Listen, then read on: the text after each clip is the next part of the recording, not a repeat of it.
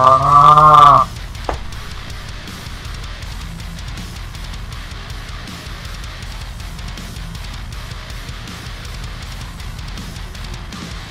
Move.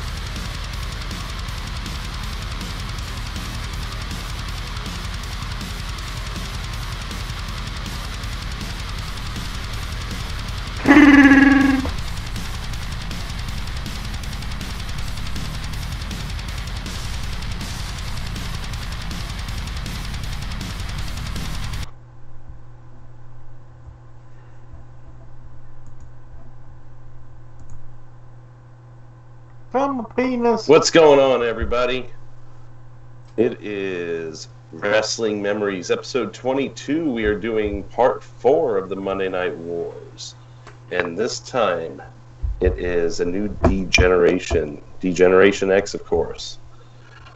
So, first thing I want to do before we go any further is congratulate a good friend of the show, OK Fabe, on his special announcement. Make sure you guys go check that out. I don't want to spoil that. I want you guys to go see it. So, congratulations to Connor on his successes.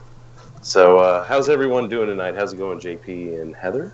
Doing all right. A little tired, but I'm hanging in there actually. Pregnant keeps me up all fucking night. Just kidding. How are you, Heather? Doing alright, eating some chips. Awesome. Mr. Bobbitt, how are you?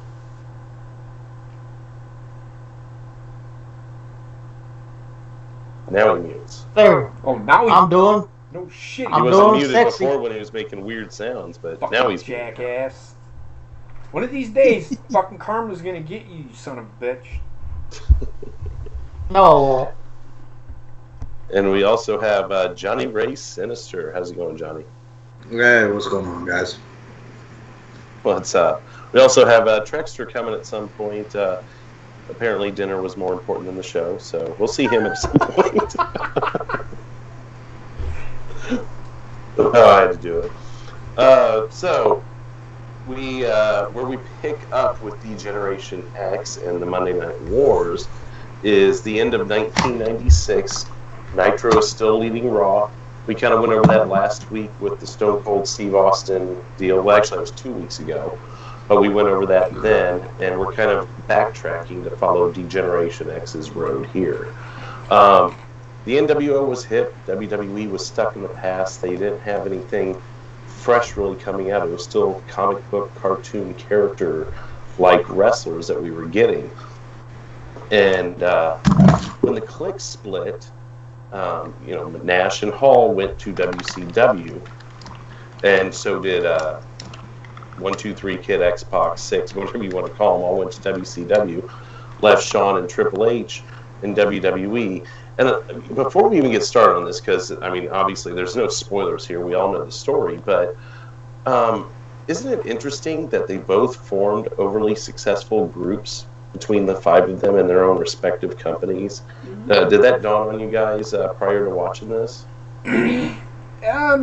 Actually, yes, and there was also one more thing that I thought about while watching the show.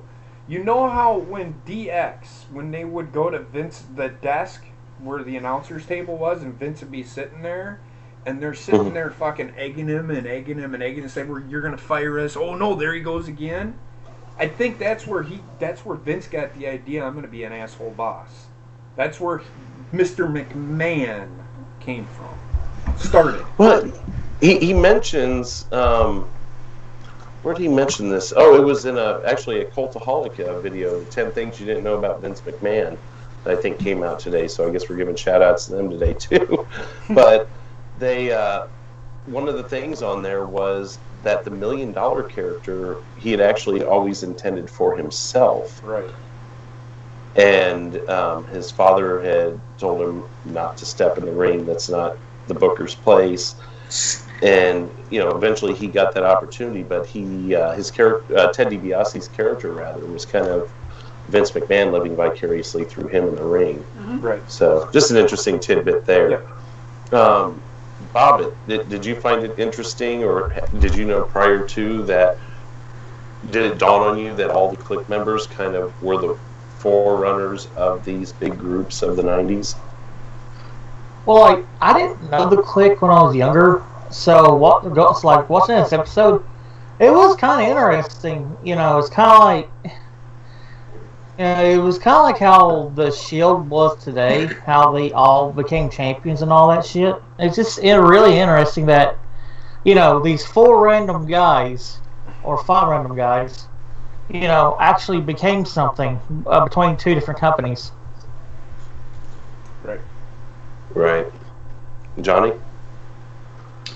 Yeah, I thought it was interesting, especially now who I think was probably the most successful at it was obviously DX. I think they did it a little bit better, but it was kind of ironic that the original Click members are what started the faction. Was it ironic though? Was it a coincidence, or was it meant to happen? I don't know if it was. I don't know if it was intended. Well, not literally intended. But No. Like, I get what you're saying. The writing on the wall. I don't think it was thing. intended. It just happened that way. It just happened that way. I think if Hall and Nash would not have left and gone to WCW, imagine what it could have been. Instead of them they just call them the fucking Click. There would be no DX. Well, And it just probably be the may Click. not be a Monday Night War for that matter. Very true. At this point, prior to DX, Sean was battling personal problems. Hunter had his own professional problems. We all know his struggles early on in WWE. Vince finally allowed them to be themselves. Right. One funny thing I did notice was, so the original was Shawn Michaels, Triple H, Chyna, Rick Rude. One thing I found funny, and this is not a direct quote, but I pretty much summed it up. Triple H says, "I don't know why Rick Rude was with us. We liked him, and we said, hell, come hang out with us." He did kind of seem like a sore thumb there. He wasn't a degenerate, really, so to speak. I mean, he did participate in some of the antics, but he always felt like the, no pun intended, stone cold faced. He was the insurance policy, but he just really, he didn't really add to the group, I don't feel like. What do you guys think on that? Was him wearing the suits all the time. He looked like, even though I don't think he really even said anything. Yeah, he did. He looked more like he would be their advocate, kind of like a Paul Heyman, but not as a mouthpiece sort of thing, like a lawyer type thing. Because if you remember, they had Harvey Whippleman come out with the briefcase and all that shit. I was going to cover that here in a minute. Oh, I'm glad sorry. you mentioned that. No. I'm glad you mentioned it because it's foreshadowing what's coming. But Rick Rude, being the insurance policy, in my mind, it was like, okay, he's the muscle. He's the guy that bails them out of bad situations. But wasn't that Chyna's job? Yeah, in a sense, yes. The way they booked And it, I think Chyna overshadowed him in that sense because she was the ninth wonder of the world. She was such a unique person to be thrown into that equation. So, any other thoughts on that? No, pretty much hit it right on the head with me. Here's something interesting. I want to ask y'all. If Rick Rude wouldn't have passed away when he did, do you think he would have been a bigger member or bigger part of DX after Shawn Michaels left? No, because he had went to WCW. Yep. He was gone to WCW by then. Well, they could have hired him back, though. Yeah, they could. Like they did with X-Pac. Yeah. I don't know. Yeah, that's a good point. I don't know. Never thought about it. I think the same thing about like Owen Hart and Chris Benoit and some of the others that left us early. What could have been with their future. Maybe we'll do an episode on that someday where we line up a bunch of wrestlers and make that discussion. Right. But I think that'd be a good topic. But sure. In the meantime, I don't know. I mean, Rick Rude's wrestling career was pretty much over. I think he had one or two matches here and there, but he had a lot of injuries that had limited him in the ring. Yes. So I don't know if he would have really stuck around wrestling unless it was in a backstage sort of fashion. Managerial kind of like type deal, which he was with DX. Yeah. I don't know. That's how I kind of saw him. That's the way I saw him. I'm See, agreeing with he'd be in his 60s today. Would you see him still managing, or I feel like he'd be more of a backstage person or a trainer. Honestly, I could see him doing what Road Dogg is doing. Mm-hmm. Right. He had a great mind for the business. You did. But Right, I think he was a lifer in the business. I'm not saying he would have stepped away unless he would have found some crazy movie deals or something, which is doubtful. I think he would have been a good handler. He would have been a lifer. Yeah, I think he would have been a good handler for sure. Yeah, he could have been a good trainer at the performance center. He could have been a good handler. He could have been a good booker. Hell, he could have written some of this shit too. Who knows?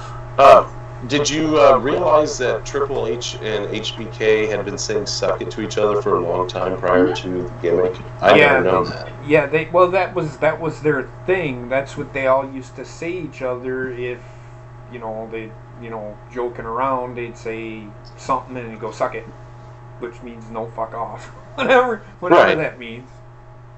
And I'm not saying it surprised me. I just never knew that. It doesn't surprise me knowing them, but it never occurred to me. I never even thought of it.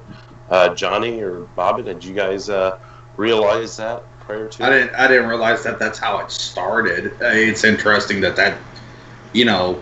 it's kind of cool that it was basically a rib on each other. That's what started it. Right.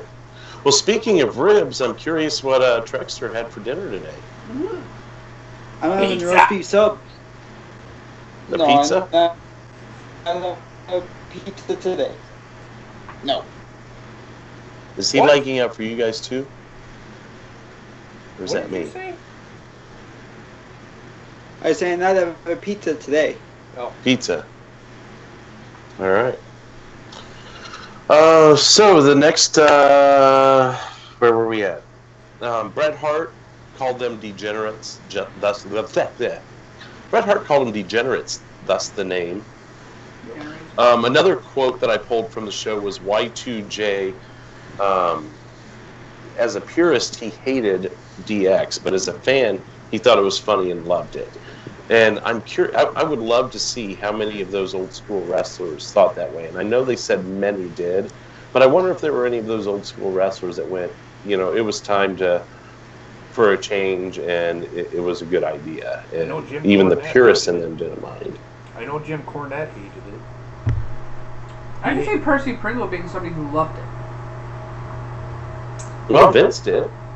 He had mixed emotions early on. Yeah, professionally, Vince didn't like it. Professionally, Vince didn't like it. Once that's, and I'm probably jumping ahead on you again, the state of the DX segment, where they're doing the, he's like, oh my God, we've hit gold. So he's like, fuck it, you guys do whatever the fuck you want. Within reason. Of course, just don't go out there fucking buck-ass fucking naked. Well, speaking of that, I do have the picture that Drew wanted to use for that. Oh. They kind of did come out buck naked though sometimes. Yeah, they had a sock. He had a sock on his.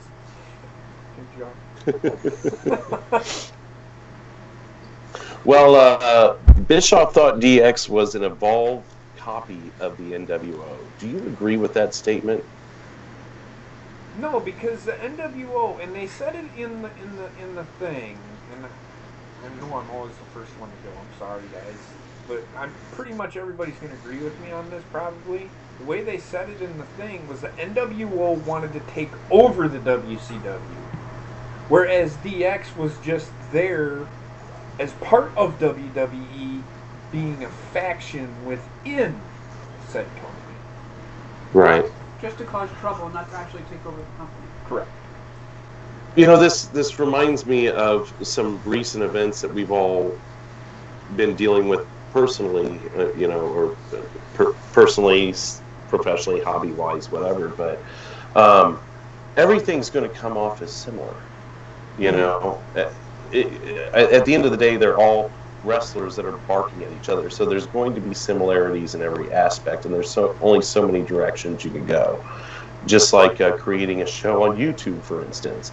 So I fully disagree with Bischoff there. Yeah, I do too. Because I fully agree with him, because everything's an evolved copy of everything else. But it's nothing to despise. It's just the way things are. I suppose it could be a copy, but I would say they're two different. They went two different directions. They were two different ideas, but ultimately they had the same kind of idea. But one was there to take over, the other one wasn't.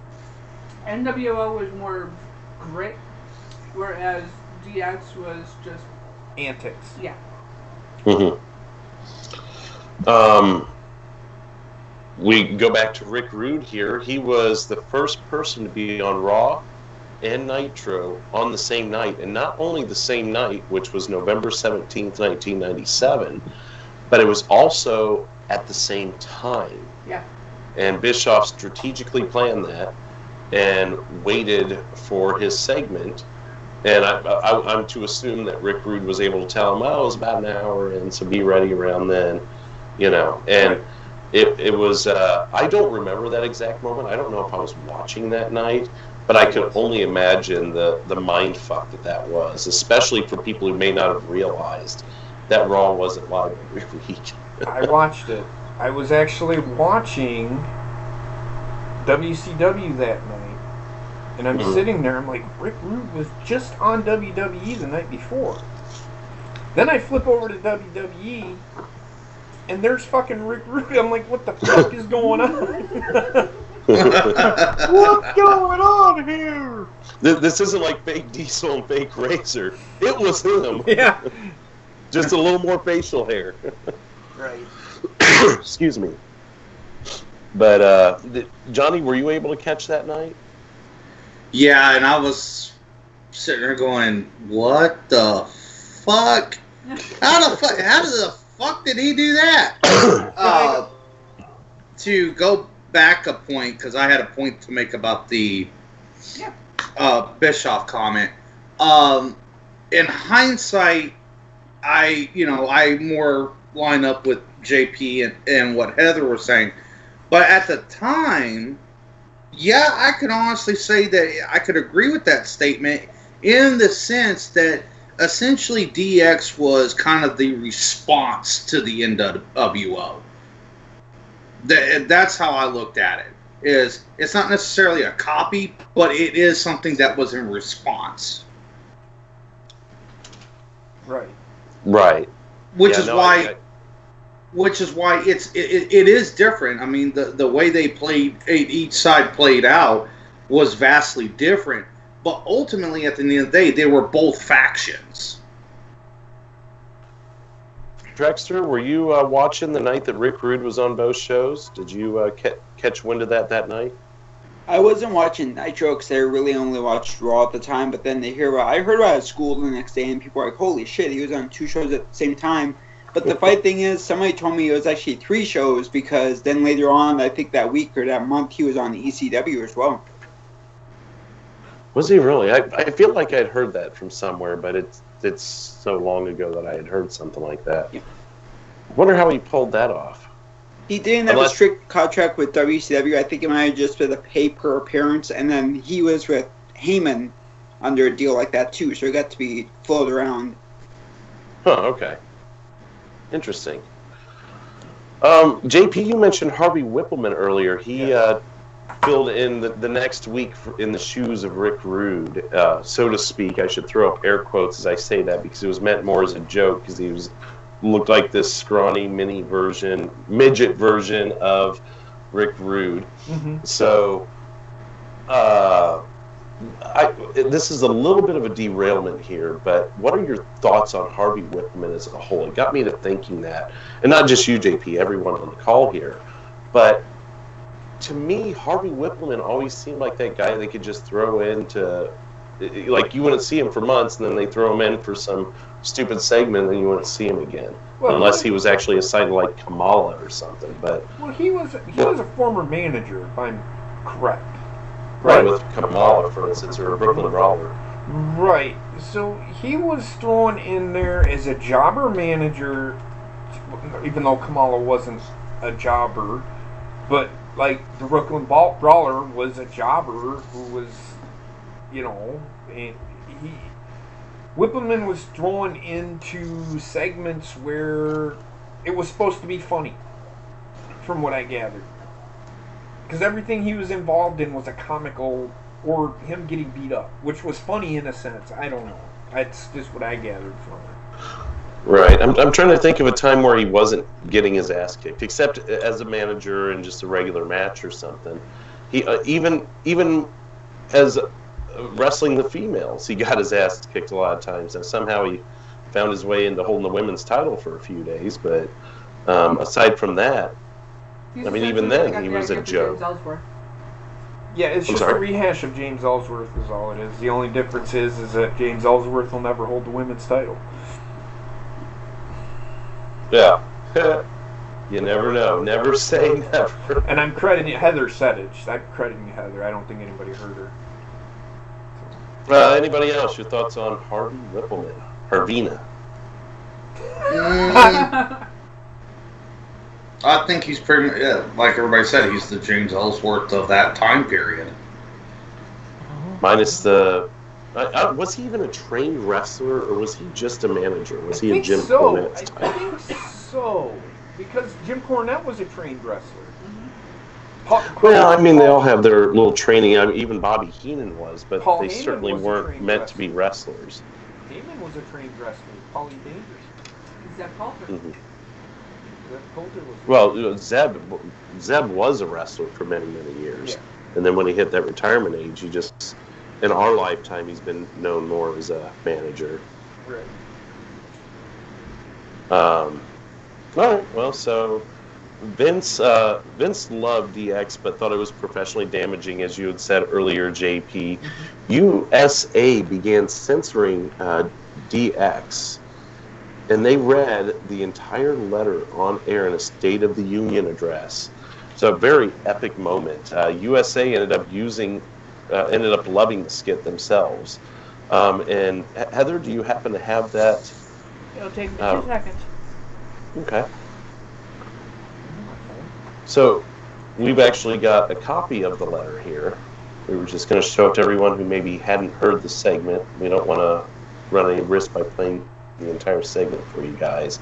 But in a way, you can kind of read the segment here with this letter. And it basically, it's saying that from these hours, you can only say these words. Yeah, from the hours of 9 to 10 Eastern, you may only use the word ass, damn, and hell. Which, man, that seems pretty weak even for that time period. Mm-hmm. But you may not use the words blank, blank, blank, bitch, blank, blank, blank, blank, or sexual and racial slurs. The next hour, you can say the word bitch now, which I always thought that was funny, that I get like fuck and shit, maybe have a time for that. But I always thought it funny that, okay, yeah, bitch is okay at 10 o'clock. Right. But so this was verbatim what Shawn Michaels read Triple H rather read in the State of the Union address. And they mocked it, they made fun of it, they used those words directly and just censored them out. And like I said, USA loved the segment. It's probably, I would have to say it's my favorite DX segment. I can't think of one. There's some very close seconds, but I laugh every time I see this one.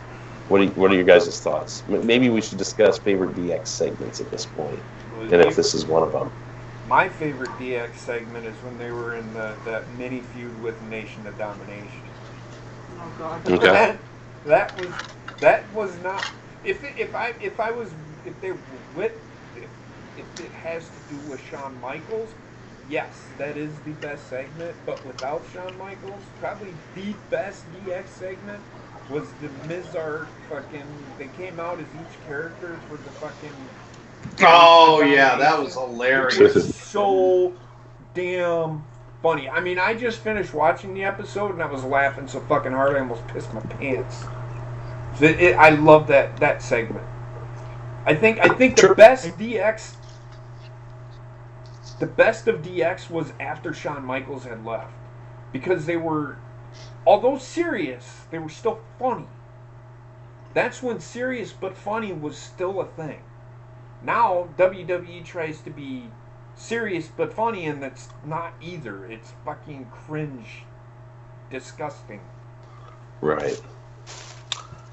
I'm going to ask a little trivia question here, and then we'll go back to asking everyone else. Who was the guy who played Owen Hart? Anyone know? I'm looking at the chat, looking at you guys too. What was the name of the guy that played Owen Hart in that segment? No, it's Jason Sensation. Jason Sensation. I don't remember him. I thought he was there just a few friends weeks. He with was a Owen. comedian. What?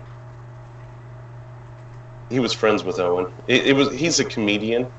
Was whatever, but he was a big wrestling fan. He was friends with Owen Hart. So they brought him in for a few different segments around that time period. I love the guy, but probably, like some cheesy gimmicks, it's best to kill it before it gets old. And maybe they did the right thing there with him and just had him in for a few times and let him do his funny stuff and move him on his way. Right. So, everyone else, what were your favorite DX segments? I really liked the USA Network one, the one with Nation Domination. The more recent one was actually when it was just Shawn and Triple H. It was many, many years later, way after the Monday Night War, but it was when they took over the production truck. Mm-hmm. And they were messing with McMahon's mic. I laughed so damn hard. They had quite a few good ones. The one where Shawn had to get a job as a lunch lady. Yeah, and he super kicks the little girl, Which was Ty Dillinger. Oh, jeez. That was Ty Dillinger that he super kicked. I thought it was a girl. No, it was a little boy. It wasn't a girl. And it really was Ty Dillinger. Yep, it was Ty Dillinger. I'm going to have to cross-reference that one. How do you know that? They've made mention of it many times. Huh. Interesting. That's because that doesn't make sense. He's in his mid-upper 30s right now. That segment was 10 years ago. So he would have been in his 20s. And it was a kid. It was a little kid. That's what they portrayed it as, was a kid. They didn't show They had the him kid. stand on his knees? They didn't. Yes, he was on his knees. You have to go back and read up on it. But it was Ty Dillinger that he did that to. I can't remember the name of the kid. He said his name too. That's going to be the first thing I look up when we get off of here. Yeah, I can swear to God, because they made mention of it many fucking times. It's been mentioned many times. Unless we're talking about two different segments. You're talking about the one where Shawn Michaels is burning all the food in the cafeteria, and the little kid is bitching at him for not having his food, and he's freaking out on the kid, and Triple H walks up. Yeah. Wow. Okay. Well, we could sit here and go back and forth on it all day. So, Trek, what was your favorite DX moment? Well, my favorite moments are just like everybody else, pretty much like the Nation Domination one, when they were screwing out with Vince's mic, when they came out dressed as Shane and Vince. But my favorite is the State of the DX address, wherever it's called, and it's funny because I used to have the old DX video, and I think I wore the video out because I rewound that segment because I kept laughing too hard. I couldn't even hear what they were saying because it was uncensored, so it was like everything came through crystal clear, and I was just laughing so hard at that segment. That was my favorite one. Bobbitt, did you get a chance to say?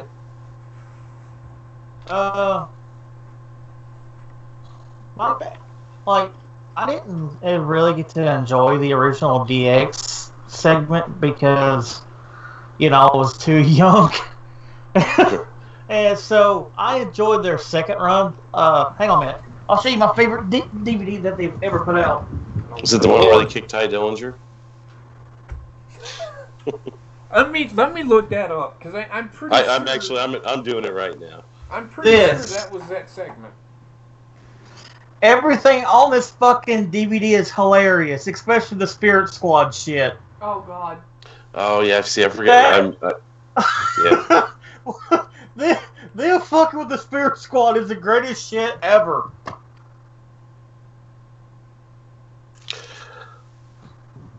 The next thing is, I never saw them do the strip poker segment. I must have missed that one too because I never saw him doing strip poker. Them doing strip poker with China. Ring, dude. I'm sorry. He's right in the middle of the ring. Right. I'm saying that I don't ever remember seeing that until today, of course, when I watched it. The New Age Outlaws had similar success at this time. They didn't join right away. They were approached, but they didn't join right away. They wanted to kind of bide their time. They were really surprised that it was even offered to them. But they, like I said, they didn't join right away. Mike Tyson joins DX around this time in January. Shawn Michaels, 1998 at WrestleMania, had his last match for 4 years. He left DX. Triple H took over at this point. X-Pac comes in and joins DX the next night, so Triple H is able to have a third with him for a very short time because the Outlaws did join at this point. Thing to note is X-Pac was the first major acquisition that WWE made from WCW, and he cut one hell of a promo on Hogan and Bischoff that night. Yep. So credit to him. I know he was still kind of treated as kind of the funny guy. He did have his own title reigns and runs, but I always felt like he was the little weak guy in the background when it came to DX, even despite that. Right.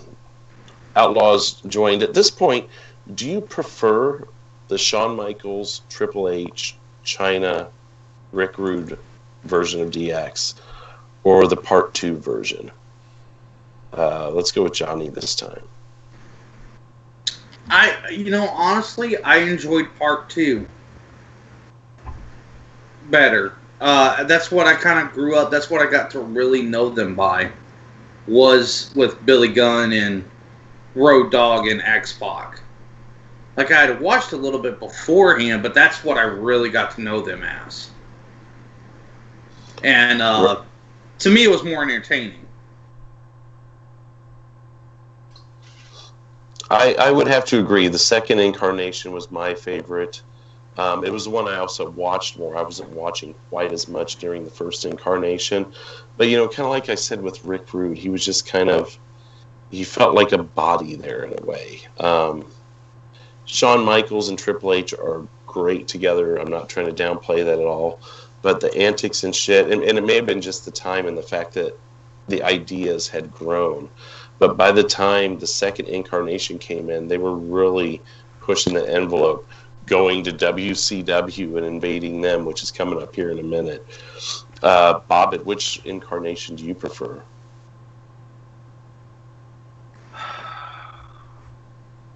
I honestly say the second.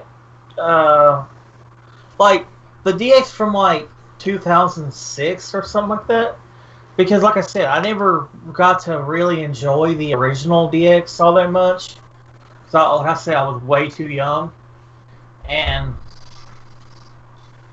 I like Chyna and them. It's just Shawn and Triple H to me is a whole lot funnier. Okay. I'm going to jump in at this point and say Ty Dillinger was in that segment, but he was not the little kid. He was an employee named Stan who showed up and was, he didn't understand the word controversial. That's But there was Ty also a Dillinger. little girl that got super kicked because she was holding the tray and still bitching. That's So I think it- we're both right. We're both right. So it was that night. It was in that segment, Yes. but Ty Dillinger, I know, was one that was super kicked. I could have swore that they said it was a little boy, but okay, that's fine. No, he to me he just looked like a teenage intern that was working there. That's kind of what I took him as. So Trekpedia, which incarnation did you prefer? I actually liked the second incarnation because I thought they had more fun, and they weren't just like Shawn and Triple H and stuff that were really fun. But I felt when they got the Outlaws in there and got X-Pac and stuff that, and started letting China really go over the top too, that I think it really hit its peak. I thought that was the best one they ever did. JP.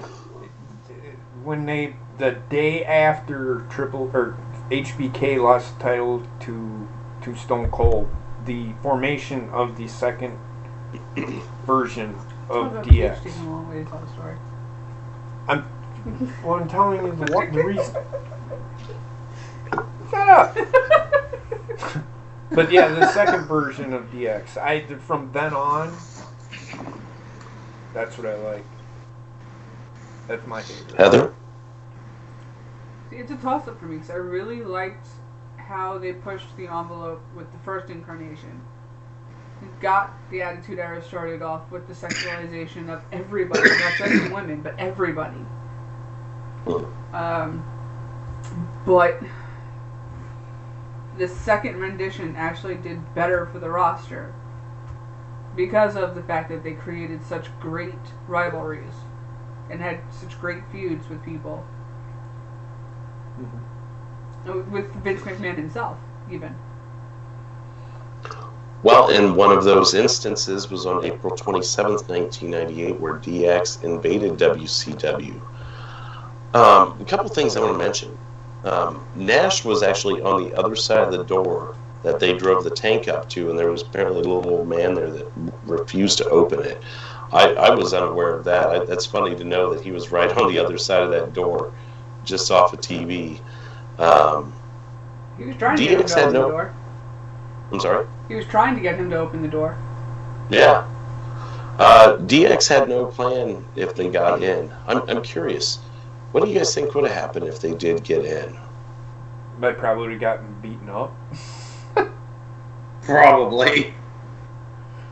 I've heard a story, and it maybe even on that DVD of Bobbitt's there, but there was some interview that I heard where they were actually afraid of Haku, Ming, because he'd whoop an ass without batting an eye, from what I understood from this interview. And that was who they were fearing. Yeah.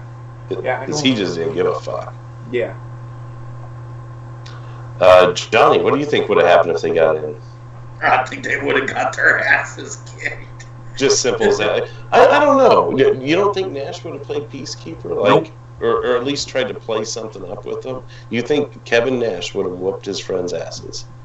Not Kevin Nash. I don't think that Nash and Hall would have been there for that, but everybody else would have for sure. Well, Nash was Are on the other you side Johnny? of the I'm sorry. Shut your fucking pie hole.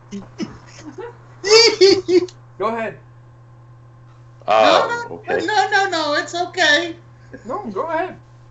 You're good. I don't think Nash would have been involved in that.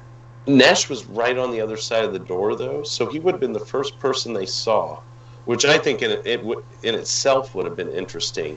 But I think when everyone would have came running to that door, I think there might have been... he might have been able to play Peacekeeper. And it had just been a really awkward scenario. He may not have attacked them, but it would have only been a matter of time. They would have got their asses whooped. Yeah. Well, you see, they could have played it up, though, considering that throughout the entire war, they kept going back and forth with each other on the cameras, going right back at you, Sean, or, our buddies over at WCW. Mm-hmm. So they could have played up on that. Yeah, but neither company was smart enough for that at that moment. I think fucking Ted and Vince did not want to work together. that was the problem. It would have worked, but 2 weeks after this, Eric Bischoff then challenges Vince McMahon for a match at Slamboree, which Vince never showed up for. And I've also heard an interview on this in the past where Vince was very close to doing it, and I believe, if memory serves, it might have been Gerald Briscoe that talked him out of going at the last minute. Did anyone hear that interview? Can you refresh my memory? I've heard rumors that he was going to, but I figured why would he waste his time with Eric Bischoff? He was already on a dying show, to be honest with you. Right, and I think one of the things that made him really come to terms with not going, because he really did just want to show up and, I don't know, for the better of wrestling or for just to try and kick Bischoff's ass, he wanted to go, but it dawned on him that he had nothing to gain from it. Bischoff was the one who had everything to gain from, and Bischoff even admitted that. He's like, people ask me, well, what if he kicks your ass? I don't care if he kicks my ass, I'm the one lining my pockets. Exactly. Right. So, I mean, it's kind of like we had this discussion a while back. I can't remember what show we all were on, but that how much would it take to get your ass kicked? You know, it was when CM Punk had his match. I mean, it might have been on Derailed after the CM Punk match a couple weeks ago. But yeah, I mean, it went $20,000. You can kick my ass. I'll fight back. You can kick my ass. Right. Sure. What do you guys think about what if Vince showed up? If he actually did show up, what would it have been, a shoot fight? Would they have actually planned something? And I mean, no one knows, and they may not even know what they were going to do if they showed up. But I feel like it was supposed to be a shoot fight. I think it probably would not have gone very well. No, it would not have been pretty for either side. I'm going to tell you this. Bischoff knew karate. He would have kicked the shit out of fucking Vince McMahon. He would have fucking literally fucking hurt Vince McMahon. Because you got to remember, he wanted to end Vince McMahon. So I don't think that, and Bischoff wasn't one of those guys that knew how to fucking wrestle. So I don't know. And I don't think Vince would want to line his pockets with that garbage, so to speak. Right. That's a tough one. But Vince would have seriously gotten fucking hurt. I can tell you that much. What about the rest of you guys? What do you think would have happened if Vince actually showed up for that match? Track? I think Vince would have kicked his ass. Really? Because Bischoff on his podcast that he does now with Conrad even said he was like, he himself, that he was out of shape kind of, and he thinks Vince would have kicked his ass. I have to agree, because Vince is probably one of those people who doesn't take it as shit and would just fought dirty until he won. But here's my question to you, Trek. Do you really think Vince McMahon knows how to fight? I don't. He is a trained wrestler. A trained wrestler, but a trained fighter? I don't think so. Yeah, but look how big the guy is too. It's like, it doesn't matter. It doesn't necessarily matter if you know karate or not. If that guy gets a punch in on you or something like that, he can knock your ass out. I don't know. We're never gonna know because they never fought. Johnny. I think they would have wound up knocking both each other out, to be honest with you. It would have been a shit show. Yeah, that too. Bobbitt, what would have happened if Vince McMahon showed up that night? Kevin Nash would have torn a quad. And then thrown his wife down the stairs? Yep. Very No, he would tear his quad before he even gets to the stairs.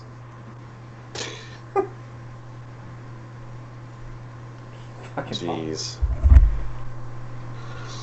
Now, at this point, the ratings are going up. DX is getting very popular.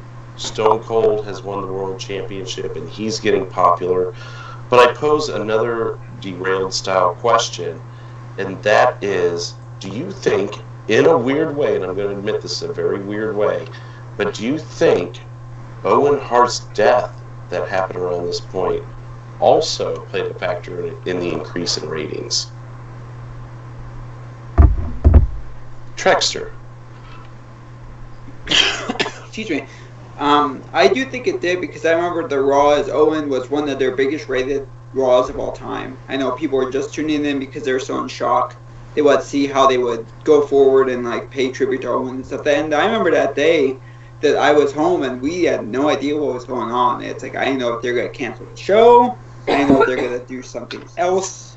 But I knew at one point that they're going to do like tribute. They could either do tributes or wrestle or do both. And that's what they all did. And I remember just people in the audience being just in tears and stuff. They did a really good job. I do think it led to them getting bigger ratings because people had to tune in and see what they would do to tribute Owen Hart.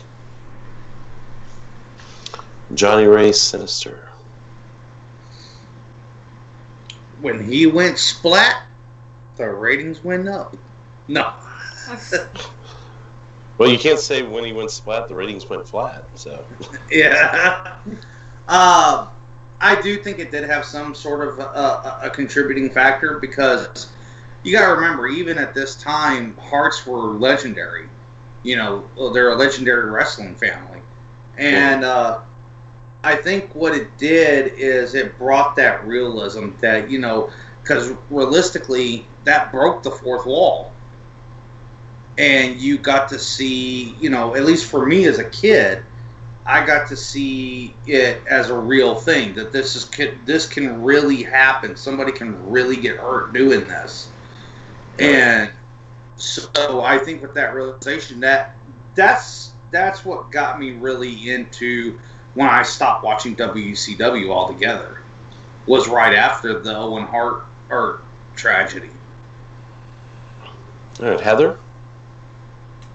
I think it did because Owen Hart was so well loved, whether he be the good guy or the bad guy, you know, that he was loved.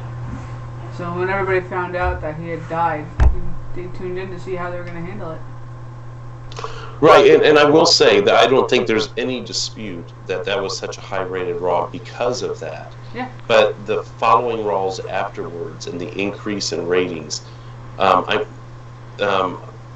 that's kind of where I'm going for here. And you may have the same answer. I just want to make sure we were on the same page. Yeah.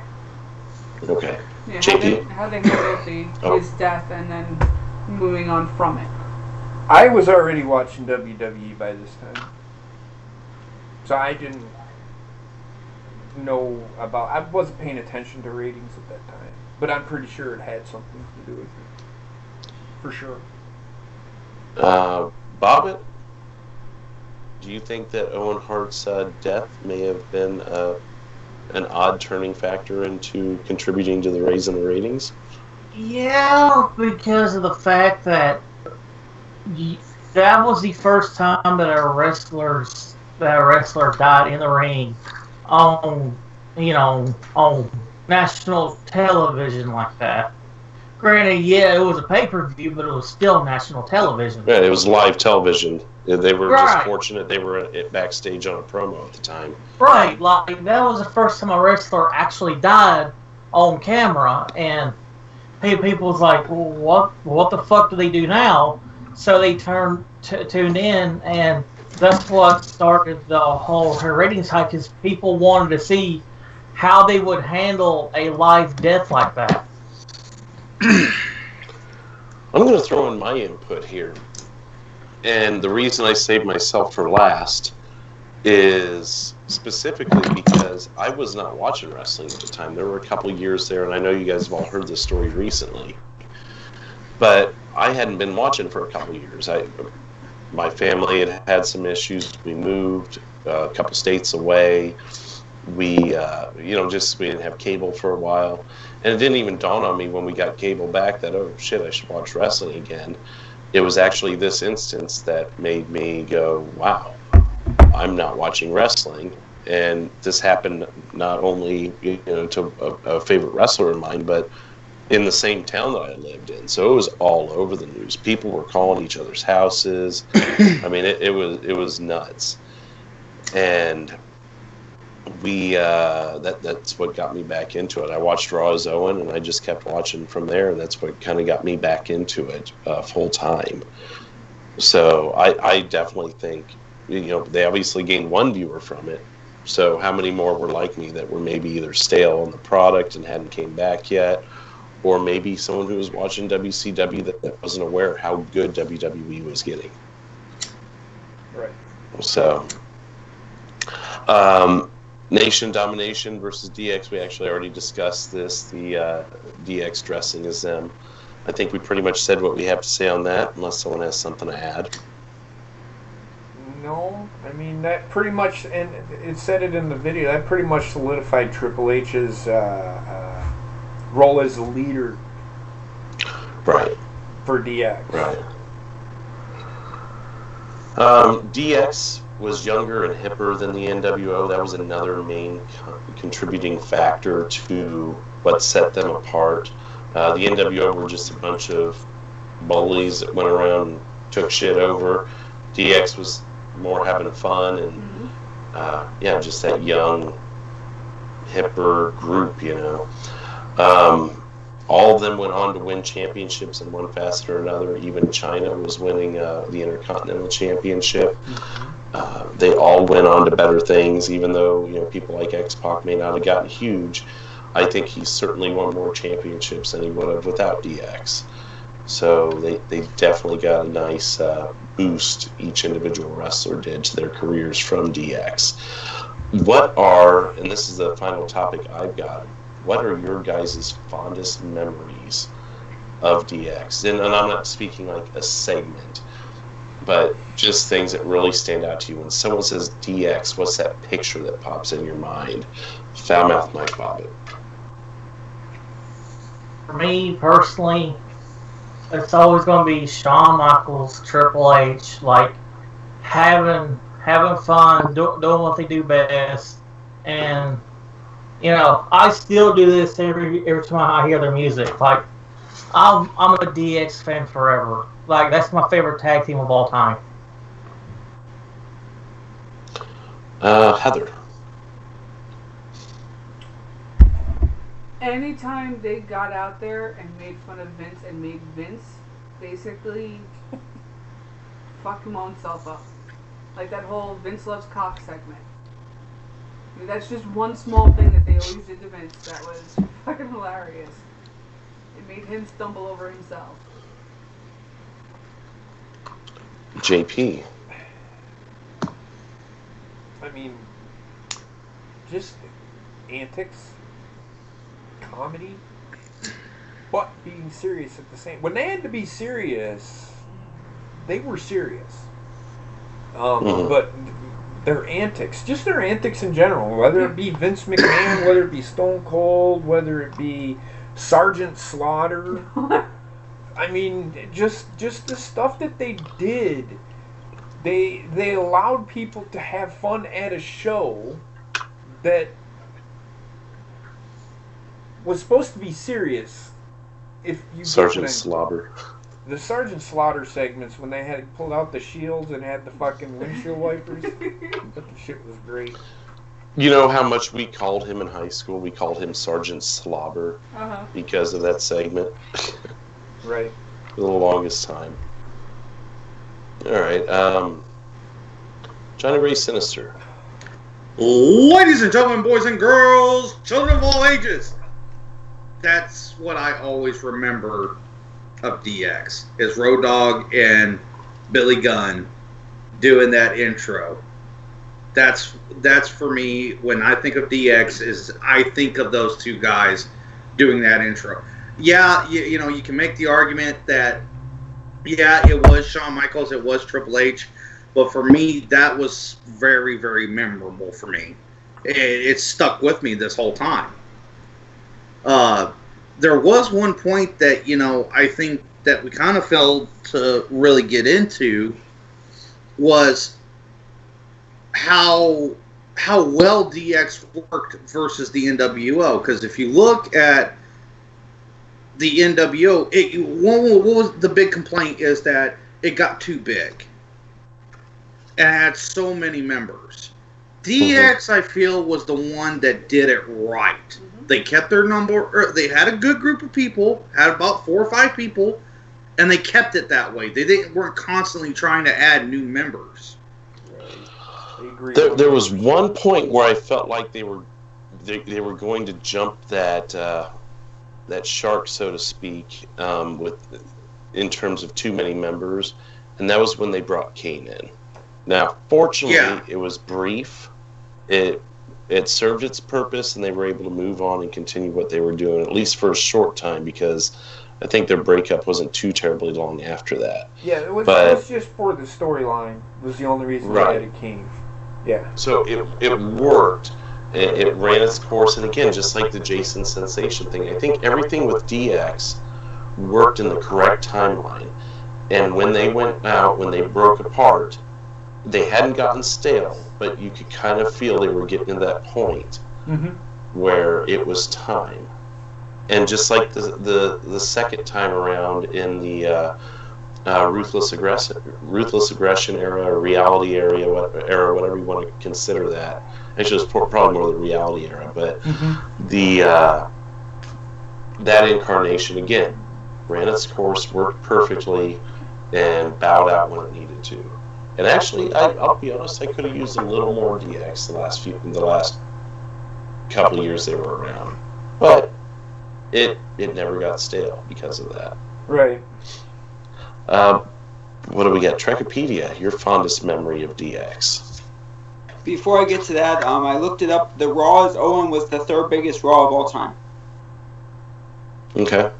So it definitely was. Well, I think it's one of the top moments of all time. Too, I think they said like 2nd or 3rd after the pipe bomb and stuff, and which I always thought the Owen Hart stuff was better. And the pipe bomb was cool, but what they did for Owen, they didn't do for a lot of people. You know, they gave him the whole show. I mean, it was all 2 hours for him. It was This Is Your Life. It really, without going into that, it really was This Is Your Life. This is what we're doing for you tonight. Right. The only other person they really did that for was Benoit, and again, they didn't know what they came to find out until later, and that was actually planned to be a tribute show to Mr. McMahon, which coincidentally that character had been killed off just a few days earlier, and they had to scrap the whole plan.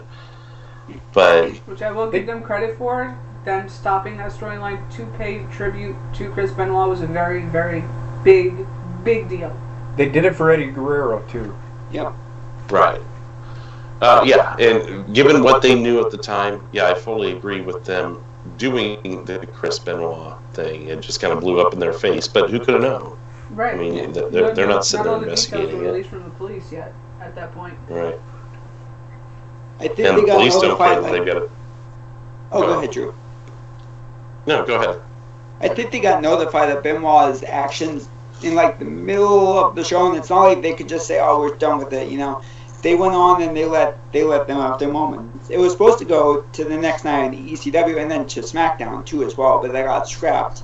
And Vince made the announcement of like, "We have found out circumstances beyond the incident. He will no longer be mentioned in this part. This is a point to heel." At which they went to a ECW where they tried to have fun. Could you imagine that phone call coming in halfway through Raw? Damn it, guys, you could have told us 2 hours earlier. We look like a bunch of assholes here. Right. I could just totally see that being his thought. Like, you guys knew this 2 hours ago and you're fucking with us. Yeah. I got curious. The Chris Benoit tribute episode is actually replaced on the network with like a highlight video. Yeah. Of John Cena. Yeah. Really? Yeah. Yeah. Seriously. Yeah. Damn it. That's what they did on the weekend shows too. Is like AM Raw. They did like a best of John Cena from that year of his championship wins. Oh, did you watch AM Raw that week? Yeah, I did. I watched it, and then they did it on the Spanish one too. They took all the Spanish matches, just did the Cena senior best of Cena championship, because I was curious to see what they would do, and I got back in time to watch the Spanish one, and it was the Vince moment where he came on and he said, "We're not going to do this, we're not going to talk about him, we're going to go through a healing process, so this is what you're going to get." And I think it was Todd Grisham came on. And he said this is gonna be a championship reminiscent of John Cena about how he won throughout the year, which for a short notice was pretty cool. Right, yeah, they figured something out. Another instance I can think of that was like that was was it Goldberg and DDP, the pay-per-view cut off because they ran out of time. Yeah. Halloween Havoc, yep. So WCW gave the match in full on Nitro the next night, which was kind of unheard of at the time. Or when was it the snowed in Raw? The Royal Rumble was the night before or something? Yeah. And they gave away the entire Royal Rumble match for free. Yeah, I mean, if they have to, they can give away shit to make up for, flubs that are out of their control. I still remember that. I still remember that episode. Like, I was watching, like, this was way before I met y'all. And I was sitting in the living room. I was like, well, I paid $9.99. I'm getting the pay-per-view for free. Well, that was the awesome. only match that probably mattered anyways. Right. Another thing I was going to mention, because we mentioned AM Raw. I used to, even if I had seen Raw, and I would never watch AM Raw like, I'll skip Raw because I got AM Raw on Saturday night at 2 a.m. I would actually, if I ran into it, I would watch it just to kind of recap myself. But I always thought that was an interesting show. It's like 5 days later. And I guess they just needed to fill a time slot, and they figured people that were up that late were probably into watching wrestling and would watch it if they had nothing better to do. Did you guys, Trek, obviously you've watched some of them. First off, is AM Raw still around that you know of? No, it's gone. They replaced it with SVU reruns. Okay. How long has it been on? Fucking long AM time. Raw was on for about 2 or 3 years, I think. It ended like I want to say it was around the time of Raw 1000, I think, when they ended it. Really? Wow, it's been that long. It's Yeah. been a while. Yeah. So, did any of you guys watch AM Raw? Just out of curiosity. I figured we got a little extra time and we just bullshit about something. But Every now and then I did. Yeah, if I was drunk and I came home from the bar. Did any of you ever rely on it as, oh shit, I missed Raw, I didn't record it, here's how I can watch it? I haven't missed an episode. The No. only time I've missed Raw is when I was out in the field Right. and I recorded it. So I haven't missed an episode of Raw in since the beginning of like fucking 97, 98. Mm-hmm. I'm curious, anyone in the chat that wants to mention it, did anyone actually watch even one episode of AM Raw because, oh shit, there's no other way for me to catch Raw? One in the chat if you ever did that. But to you guys, was there ever an instance where you're like, I feel like I need to watch that show? No. No. No. It was just I'm flipping channels and there it is. Fuck it, I'll watch it. Fuck it, I'm gonna It see was what I on. didn't see. Gina did. Really? Gina also had one of her memories too. I don't know if you noticed that. Well, we'll read that off. Gina, if you want to elaborate, I'm curious to hear how that worked out. But Gina said, one memory of DX that sticks with me was when Triple H turned on Shawn Michaels, and that led to the epic feud where Shawn Michaels got attacked. In 2008? Or did that 2002? I don't know, 2000, it's 2006. Something No, like that. 2002. 2002. Okay. Interesting, What is Gina. Because they had their epic SummerSlam match the same night that Brock won the title from The Rock. Okay. That's interesting, Gina. I guess you didn't have a way to record it, or maybe you forgot to record it or something. But, yeah, I mean, that's a way to... If it was a 3-hour episode, you were getting a very short sum up of what happened. I remember thinking that the shit that they left out sometimes, I'm like, well, what happened to the segment with the world champion talking to his number one contender, you know? Or kind of like where Hulu... and I think you guys heard about this when the deletion match happened with Bray Wyatt. it was not on the Hulu version of Raw, because I watched Raw on Hulu that week just to see the deletion match, and it wasn't fucking there. And I was able to find it pirated on YouTube before it got pulled down from whoever that was. But sometimes their thought process is beyond me. Well, any last thoughts tonight before we get out of here? No, I mean we're seeing two.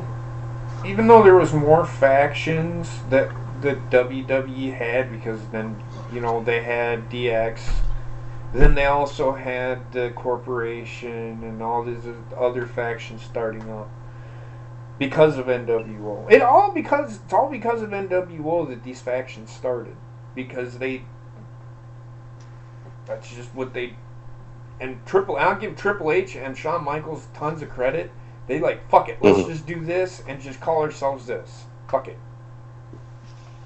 It was just a thrown together thing that fucking went way the fuck over. Mm-hmm. All right, Heather, any last thoughts? Nope. It's okay to say you don't have anything else. No. Bob. All I want to say is, suck it. Truckster. One of my favorite moments is when I think it was right after they joined up with X-Pac and the Outlaws, and he said, "I'm gonna go out to the ring and I'm gonna." He said like he was gonna expose himself or something like that, and he was gonna show the audience how big he really was. It turned out to be like a super soaker, like a big one. Oh, he shot off to the audience, and I'm just sitting there going, "What the hell have we gotten ourselves into now?" Yeah. Johnny Ray Sinister. Get the last word.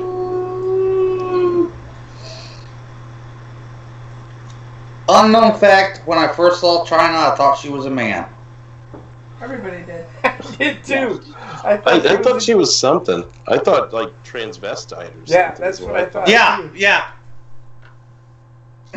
But then when you get to understand a little more, and she actually got prettier throughout the years, and it was like, okay, it's weird. I'm oddly attracted to her now. What the fuck? Yeah, It was just like Heather said. Go ahead, say what you were gonna say.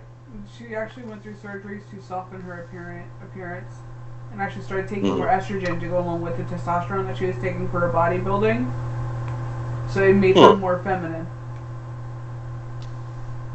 I don't know if I agree with that, but no, I mean, I'm not saying you're wrong. I'm saying I don't know if I agree with her needing to do that, but I guess it did make her look more attractive, which was probably something they were looking for. Yeah, well, that's.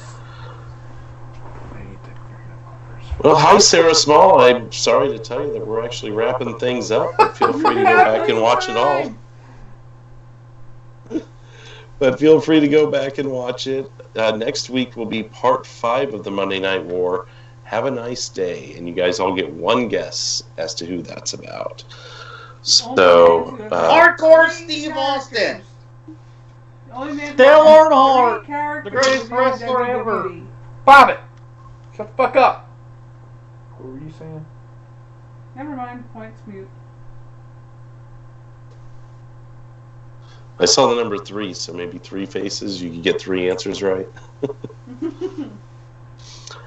So you can obviously catch Heather here on the Tattooed Mistress Network, which she will be firing up a show here in about 20 minutes, so make sure you hang around for that.